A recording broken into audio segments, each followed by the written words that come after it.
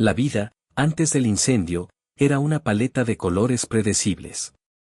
Me levantaba en mi pequeño apartamento alquilado, un espacio que era más un nido de desorden creativo que un hogar. El olor a trementina y a café recalentado era mi despertador. Mis días transcurrían en una rutina de mediocridad autoimpuesta, clases de arte en el Community College donde sentía que no aprendía nada nuevo, y un trabajo de medio tiempo en una cafetería donde servía lattes con una sonrisa que nunca llegaba a mis ojos. Por la noche, me enfrentaba a un lienzo en blanco que, la mayoría de las veces, se quedaba así. Estaba estancado. Mi vida era una naturaleza muerta pintada en tonos de gris. Ahora, mi vida olía a humo. Incluso una semana después, el olor seguía impregnado en mi ropa, en mi pelo, en el fondo de mi garganta. Vivía temporalmente en el sofá de mi amiga Sofía, un mueble hundido y cubierto por una manta con estampado de llamas que ella encontraba irónica y yo, de un gusto pésimo. Cada mañana me despertaba con un sobresalto, el corazón galopando antes de recordar que estaba a salvo, que el único fuego cercano era el de la manta. Sofía intentaba ayudar. Me traía té de manzanilla y me hablaba de la terapia EMDR que vio en un documental. Quizás te ayudaría a procesar el trauma, Mateo, decía, mientras yo miraba un punto fijo en la pared. Pero yo no quería procesarlo. Quería otra cosa. Quería revolcarme en él. Cuando estaba solo, cerraba los ojos y volvía allí. No al pánico. No al calor abrasador. Volvía al instante preciso en que la puerta de mi apartamento fue arrancada de cuajo. El sonido no fue un simple golpe, fue una fractura, el quejido de la madera y el metal rindiéndose a una fuerza superior. Y a través del velo naranja y negro, su silueta. No era un hombre, era una aparición. Una figura ancha y sólida, recortada contra el infierno, moviéndose con una calma que era casi obscena en medio del caos. El recuerdo más nítido, el que volvía a mí en bucles interminables, era la sensación de ser levantado del suelo. No hubo preguntas, no hubo delicadeza, solo una eficiencia brutal. Un brazo como una viga de acero bajo mis rodillas, el otro aplastándome contra un pecho duro como una pared. Me sentí como un objeto, una cosa que debía ser transportada del punto A al punto B. Y Dios, esa sensación de impotencia absoluta, de ser completamente dominado por una fuerza anónima y protectora, era vergonzosamente adictiva. Mi mejilla se apretaba contra la tela áspera de su chaqueta, y el sonido de su respiración, magnificado y mecánico a través del respirador, era lo único que existía. Era el sonido de la vida. Me dejó en la acera como si fuera un saco de patatas. Cuando me di la vuelta para balbucear un gracias, él ya se había adentrado de nuevo en el edificio. Nunca vi su cara. Durante días, fue solo eso, una silueta, un par de brazos poderosos, el sonido de una respiración artificial. Un fantasma con uniforme. La curiosidad se convirtió en una comezón, luego en una necesidad. Necesitaba un rostro para mi salvador. Necesitaba un nombre.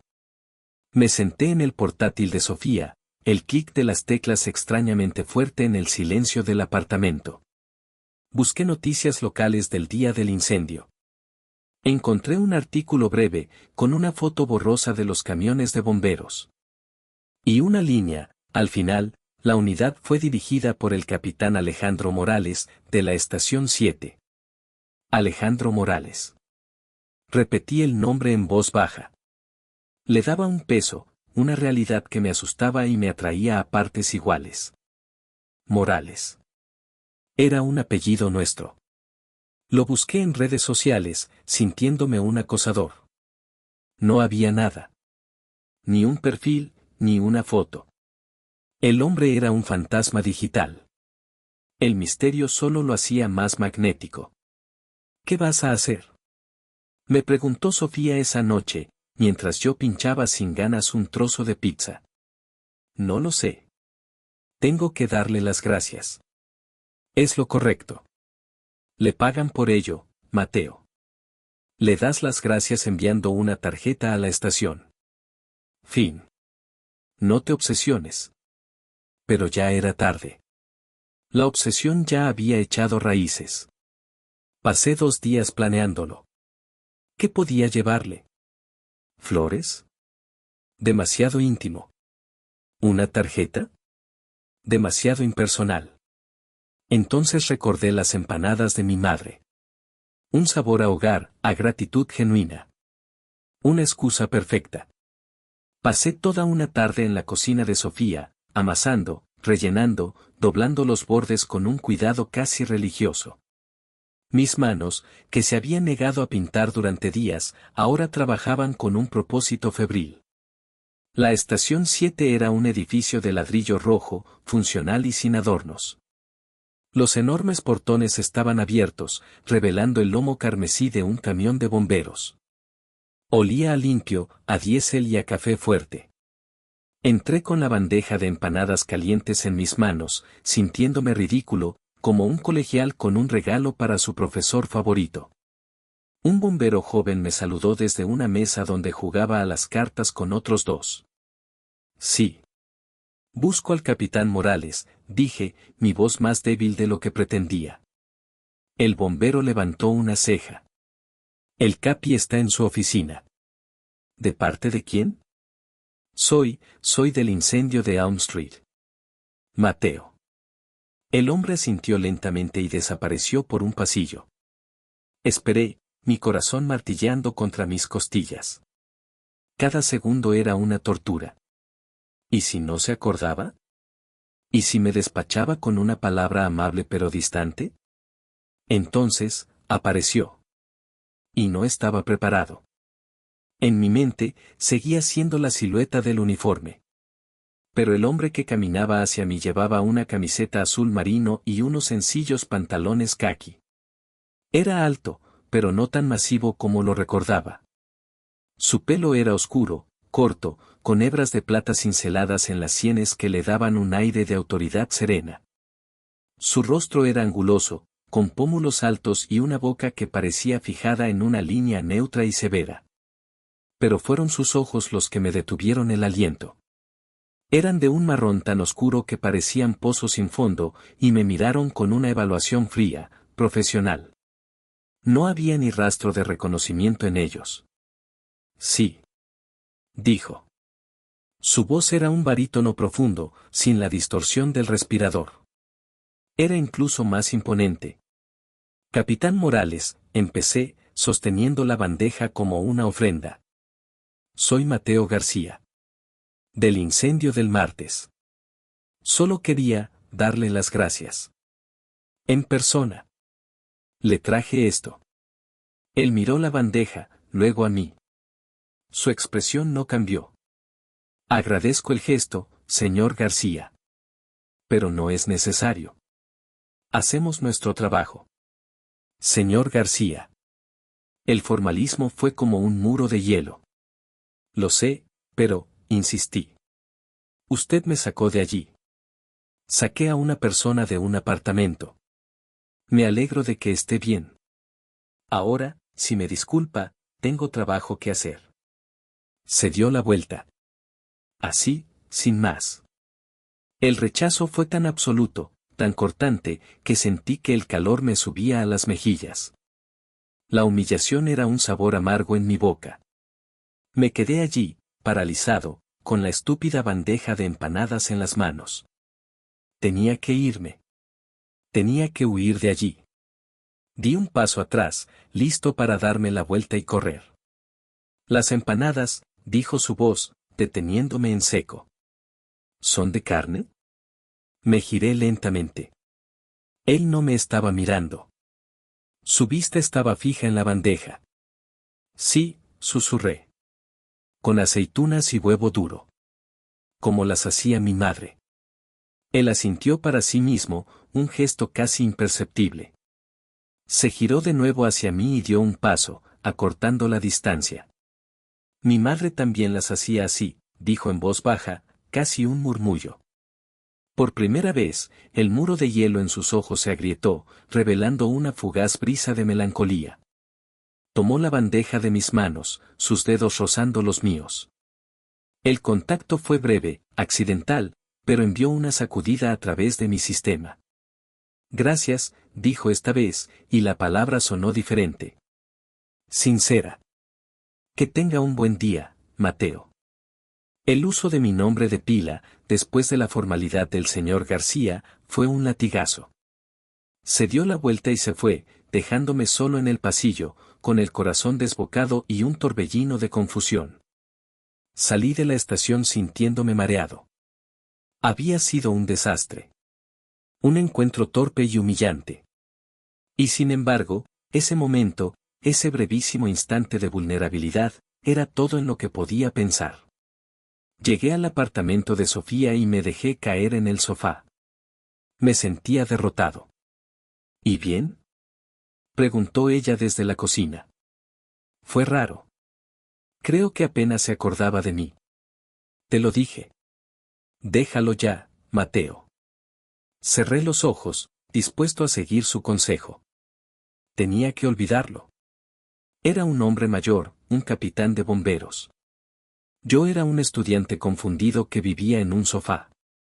No había nada allí. Mi móvil vibró. Un número desconocido. Dudé antes de contestar. ¿Diga? ¿Señor García? La voz profunda y barítono me golpeó como una ola. Era él. Era el capitán Morales. Habla el capitán Morales. Lamento si fui, brusco, antes. Tengo su número del informe de contacto que rellenó para el seguro. No, está bien. Entiendo que estuviera ocupado, balbuceé, sentándome de golpe en el sofá. Las empanadas estaban buenas, dijo, y pude casi imaginar la sombra de una sonrisa en su voz. Pero ese no es el motivo de mi llamada. Su amiga, una tal Sofía, ha llamado a la estación 2 veces esta semana preguntando detalles sobre el informe del incendio. El aire se escapó de mis pulmones. Yo, no lo sabía. Lo siento. Hubo una pausa al otro lado de la línea, un silencio cargado de electricidad. No lo sientas, dijo finalmente, y su tono había cambiado. Ya no era formal. Era bajo, íntimo y tenía un filo de autoridad absoluta que me hizo estremecer. Solo te llamaba para decirte que le digas a tu amiga que no necesita volver a llamar. Si tienes alguna pregunta sobre lo que pasó, o sobre cualquier otra cosa, me la haces a mí. Directamente. ¿Entendido? No era una sugerencia. Era una orden. Una orden que establecía un canal secreto entre nosotros dos, saltándose todas las reglas y formalidades. Y en esa orden, lo entendí todo. Él se acordaba de mí desde el principio. Su frialdad había sido una prueba. Un juego. Y yo, sin saberlo, acababa de entrar en él. Entendido, capitán, respondí, mi voz apenas un susurro. Colgó sin despedirse. Me quedé mirando el teléfono, la pantalla en negro. El juego había comenzado. Aquí tienes la segunda parte de la historia, continuando directamente desde la llamada telefónica y con la extensión y profundidad solicitadas. Colgué el teléfono, pero lo mantuve apretado en mi mano hasta que mis nudillos se pusieron blancos. El silencio en el apartamento de Sofía era ensordecedor. La voz del capitán Morales, despojada de sirenas y de formalidades, resonaba en mi cabeza. ¿Me la haces a mí? Directamente, ¿entendido? No era una pregunta. Era una toma de posesión. Había tendido un puente invisible y secreto directamente hasta mí, y yo me sentía como un explorador al borde de un abismo, a la vez aterrorizado y embriagado por la idea de cruzarlo. ¿Quién era? Preguntó Sofía desde la puerta de la cocina, secándose las manos en un paño. Tragué saliva, intentando que mi voz sonara normal. Un número equivocado. La mentira salió con demasiada facilidad. Fue la primera de muchas. Los días que siguieron fueron una forma exquisita de tortura. El silencio de Alejandro era un juego de poder, y yo era un peón voluntario en su tablero. Mi obsesión febril encontró una válvula de escape, mi cuaderno de bocetos. Me sentaba en un banco al otro lado de la calle de la estación 7 y dibujaba. No a la gente, sino al edificio. Dibujaba sus líneas duras, sus ventanas oscuras, la boca abierta del garaje que se tragaba y vomitaba a los camiones rojos como si fueran sangre. Intentaba capturar su poder, su alma de ladrillo y acero. Quería poseerlo en el papel, ya que su dueño me poseía a mí en pensamiento. En mis fantasías, no dibujaba el edificio, sino a él. Lo imaginaba en la oscuridad de los vestuarios, el vapor de las duchas aferrándose a su piel, las gotas de agua recorriendo los surcos de sus músculos. Me imaginaba el peso de su cuerpo, la textura de su piel áspera por el trabajo contra la mía. Estos pensamientos me dejaban sin aliento, con una mezcla de vergüenza y un anhelo tan profundo que dolía. Sofía me descubrió una tarde, mirando las páginas de mi cuaderno. Mateo, esto no es sano, susurró, su voz cargada de una preocupación que me irritaba. ¿Es solo un hombre? No, respondí, cerrando el cuaderno de golpe. Es otra cosa. Una semana después de la llamada, cuando la tensión era casi insoportable, mi teléfono vibró. Un mensaje de su número. Mi corazón se detuvo. Tengo algo para ti. Estación 7. Esta noche. 11 de la noche. Entra por la puerta lateral. La que da al callejón. No era una invitación. Era una citación. El morbo de la clandestinidad me recorrió como una droga. La noche se hizo eterna. A las 10:55, estaba en el callejón oscuro y maloliente, sintiéndome el protagonista de una película de suspense. La puerta lateral se abrió exactamente a las 11. La silueta de Alejandro se recortó contra la luz tenue del interior. Llevaba una simple camiseta gris y pantalones de trabajo. Entra, su voz era un susurro grave. Entré, y la puerta se cerró detrás de mí con un clic metálico que selló mi destino. El interior de la estación por la noche era un mundo diferente. Los camiones, bajo las luces de seguridad, parecían bestias de acero dormidas. El silencio era pesado, denso, lleno del eco de las emergencias pasadas. Olía a frío, a metal y a él, un olor masculino a café y a jabón barato. Casi todos duermen, dijo. Tenemos guardia, pero están en la sala de control. Aquí no nos molestarán. Me llevó a su oficina. Encima de su escritorio había un detector de humos, nuevo, en su caja.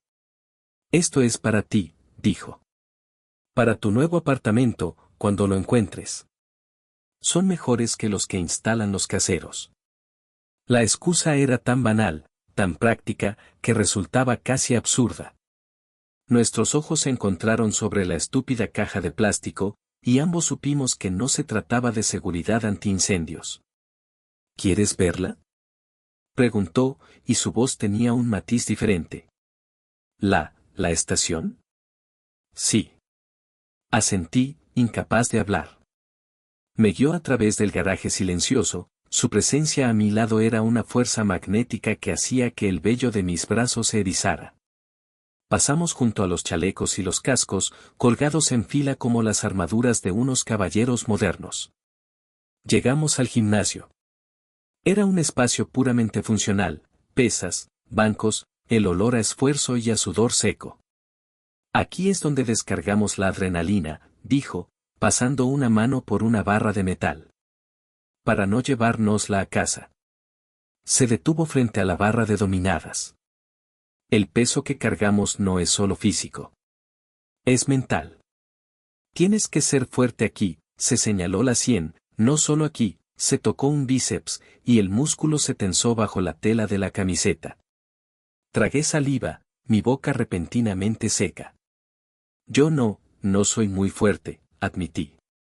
La fuerza se entrena, dijo. Se colocó detrás de mí. Sentí el calor de su cuerpo en mi espalda. Mi respiración se quedó atrapada en mis pulmones. Inténtalo. Agárrate a la barra. Obedecí como un autómata. Mis manos frías se cerraron sobre el metal helado. Ahora, Tira, susurró cerca de mi oído. Su aliento cálido en mi piel me provocó un escalofrío. Intenté levantarme, pero mis brazos temblaron sin fuerza. Y entonces, sentí sus manos en mi cintura. Grandes, firmes, callosas. No me empujaron. Me sostuvieron. Me estabilizaron. Su pecho se apretó contra mi espalda, y pude sentir el latido firme y lento de su corazón contra mis omóplatos. Su otra mano subió por mi costado, sus dedos rozando mis costillas hasta que su palma se apoyó en mi espalda. Relaja los hombros, murmuró, su boca casi rozando mi pelo. Siente el músculo. Aquí. Su pulgar presionó un punto en mi espalda, y una corriente eléctrica me recorrió de arriba a abajo. Yo no era más que piel y nervios. Él me estaba enseñando un ejercicio, pero lo que yo estaba aprendiendo era la geografía de su cuerpo contra el mío, el mapa de su fuerza, el peso de su deseo. Ya basta, jadeé, soltando la barra. Me giré para encararlo, mi cuerpo temblando. Estábamos increíblemente cerca.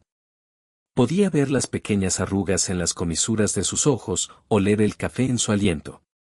Tienes que irte, Mateo, dijo, su voz ronca, pero no se apartó. ¿Por qué me has traído aquí, Alejandro? Pregunté, mi voz rota. Porque soy un imbécil, admitió, y en sus ojos vi una batalla campal. El capitán contra el hombre. El orden contra el caos que yo le provocaba.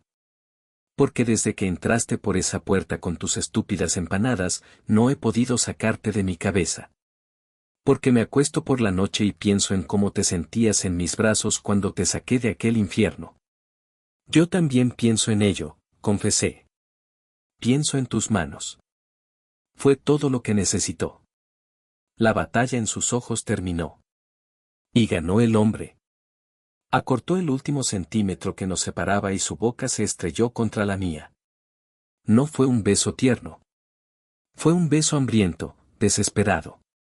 Un beso que castigaba y reclamaba. Sus manos, que antes me habían sostenido con una fuerza controlada, ahora me agarraban con una necesidad cruda. Una mano se enredó en mi pelo, tirando de mi cabeza hacia atrás, mientras la otra me sujetaba por la nuca, su pulgar presionando mi mandíbula.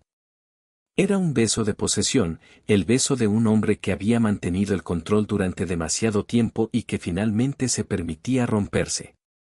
Su lengua invadió mi boca, y el sabor a café y a pura frustración masculina me llenó los sentidos. Le devolví el beso con la misma desesperación, mis manos aferrándose a su camiseta, sintiendo los músculos duros de su espalda bajo la tela. Me empujó hacia atrás hasta que mi espalda chocó contra la pared fría del gimnasio, su cuerpo aprisionando el mío. Se apartó de repente, sin aliento, su frente apoyada en la mía. Sus ojos oscuros ardían con una mezcla de lujuria y autorreproche. Vete, ordenó, su voz un gruñido bajo y gutural. Vete ahora mismo, Mateo. Antes de que no pueda dejarte ir. Me miró una última vez, una mirada que prometía un infierno y un paraíso a partes iguales. Luego se dio la vuelta y se fue, dejándome solo, temblando, con el cuerpo en llamas y el sabor de su rendición en mis labios. Había entrado en la fortaleza y había hecho que su rey se arrodillara. Y la victoria era la sensación más dulce y peligrosa que había probado en mi vida.